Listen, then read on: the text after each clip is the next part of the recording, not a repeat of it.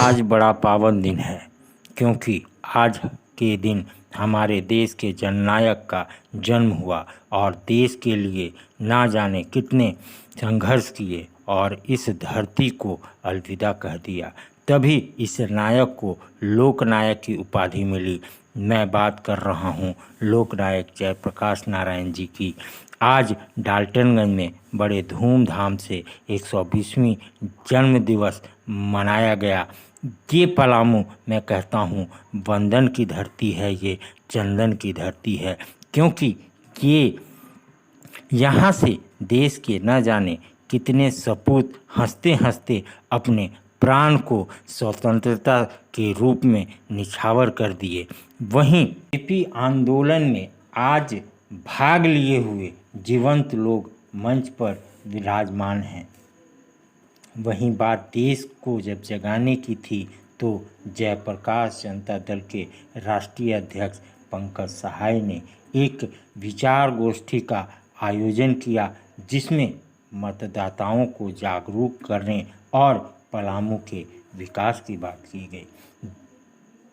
वहीं जयप्रकाश नारायण जी के आंदोलन में जुड़े कई गण्यमान्य व्यक्ति मौजूद रहे। वहीं कुछ स्वतंत्रता सेनानी भी यहाँ पे शिरकत की। एक सोच जिसको जागृत करने का आपने काम किया और उसको जन जन तक पहुँचाने के लिए काम कर रहे हैं, क्या कहना चाहते हैं इस क्षेत्र के लोग को और भारतवासियों को? देखिए, सबसे पहले तो पलामू सबसे बड़ा पॉलिटिकल सेंसिटिव जगह है।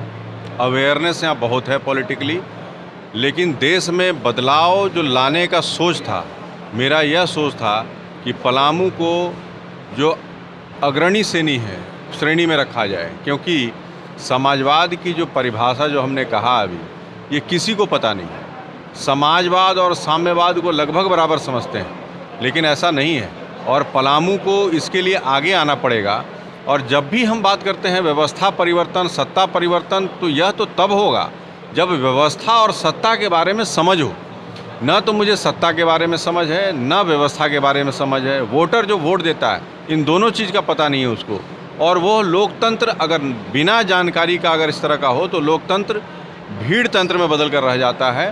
तो इसलिए हमने एक शुरुआत आज जयप्रकाश नारायण जो लोकनायक हैं उनकी जयंती पर यह प्रयास किया है कि कम से कम इन दो चीज़ों पर हम अपने पलामू में लोगों को अवेयर करें और राजनीतिक रूप से सक्षम बनाएं, जिससे वो देश की प्रगति में सहायक बन सके। कितने राज्यों में ये दल चल रहा है? आप समाज अभी 11 राज्यों में हम काम कर रहे हैं और हमने 2014 में और 2019 के लोकसभा में अपना कैंडिडेट भी उतारा था और उसमें भी हमने ट्रायल किया था कि लोगों को चुनाव लड़ने की प्रक्रिया से अवगत कराएं और जो अनोन थे इससे उनको ट्रेनिंग दिया और सभी लोग लड़े और चुनाव को जिस तरीके से शामिल होना चाहिए था उसमें शामिल हुए।